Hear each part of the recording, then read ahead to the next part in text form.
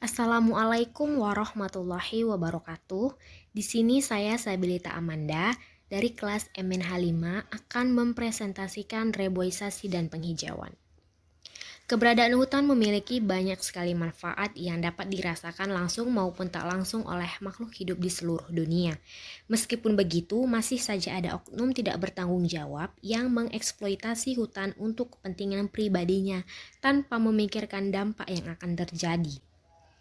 Kemudian bagaimana solusinya? Yang pertama yaitu reboisasi.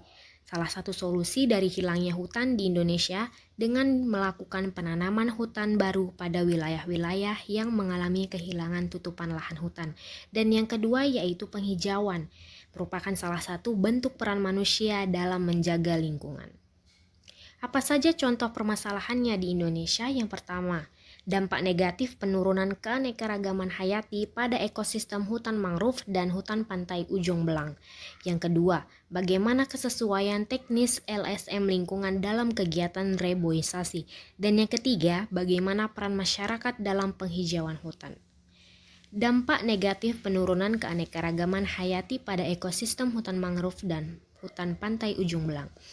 Kekayaan flora dan fauna yang terkandung di dalam ekosistem hutan mangrove juga memiliki nilai ekonomi yang tinggi di mana jika tidak dapat dikontrol dengan baik maka akan berdampak pada kerusakan ekosistem dan ekologi di kawasan hutan mangrove bisa terjadi.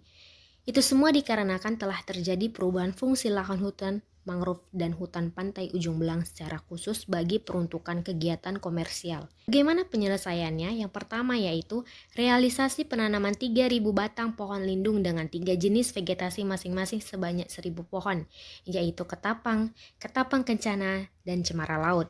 Yang kedua, realisasi program juga mencakup pendirian dan pemberdayaan kelompok tani mangrove Banda Sakti yang akan melanjutkan program konservasi pohon mangrove sebanyak 10.000 batang di areal konservasi hutan mangrove setempat. Yang ketiga, melakukan aktivitas pelatihan pelestarian lingkungan dan kesiapsiagaan terhadap bencana berbasis komunitas sadar lingkungan dan siaga bencana. Dan yang keempat, partisipasi masyarakat dalam upaya pemulihan dan pelestarian ekosistem kawasan pesisir pantai. Bagaimana kesesuaian teknis LSM lingkungan dalam kegiatan reboisasi? LSM merupakan salah satu aktor penting dalam pembangunan berkelanjutan. Mengacu pada gambar dapat dijelaskan bahwa setidaknya ada dua persoalan mendasar terkait dengan kesesuaian lokasi yang diterapkan oleh LSM lingkungan dalam kegiatan penghijauan, yaitu dalam perencanaan lahan dan evaluasi lahan. Dalam hal ini, LSM lingkungan tidak mampu membuat perencanaan dan evaluasi lahan secara baik dan benar. Yang kedua, kesesuaian material dijadikan sebagai alat ukur untuk melihat cocok atau tidaknya material yang digunakan LSM lingkungan dalam kegiatan penghijauan. Fakta yang terjadi di lapangan terkait dengan pengelolaan waktu banyak bermasalah, di antaranya sosialisasi kegiatan hanya dilakukan pada waktu tertentu tergantung pada kondisi dan keadaan. Tidak ada alokasi waktu untuk melakukan seleksi dan verifikasi penerimaan manfaat. Waktu penanaman tidak mengacu pada kalender musim. Bagaimana menciptakan optimalisasi penghijauan dalam perspektif teknis berdasar pada kriteria dan indikator kesesuaian lokasi, material, dan waktu. Yang pertama dengan perencanaan, yang kedua dengan persiapan lapangan, yang ketiga dengan penanaman dan pemeliharaan, dan yang keempat yaitu monitoring dan evaluasi. Dan yang terpenting adalah adanya partisipasi masyarakat dan transparansi. Bagaimana peran masyarakat dalam penghijauan hutan?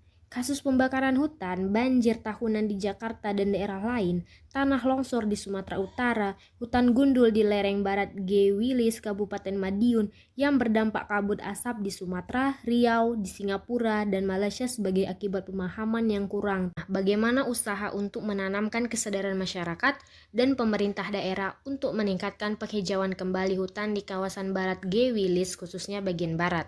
Yang kedua, bagaimana meningkatkan kelestarian hutan dan lingkungan di Kabupaten Madiun. Dan yang ketiga, bagaimana mewujudkan lingkungan hidup yang baik di kawasan bagian barat Gunung Wilis, dan bagaimana mewujudkan terciptanya lingkungan hidup dan penghijauan hutan melalui gerakan sosial masyarakat di lereng barat Gunung Wilis di Kabupaten Madiun. Apa solusinya?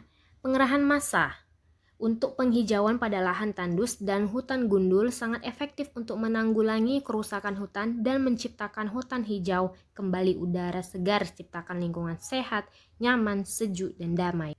Terima kasih.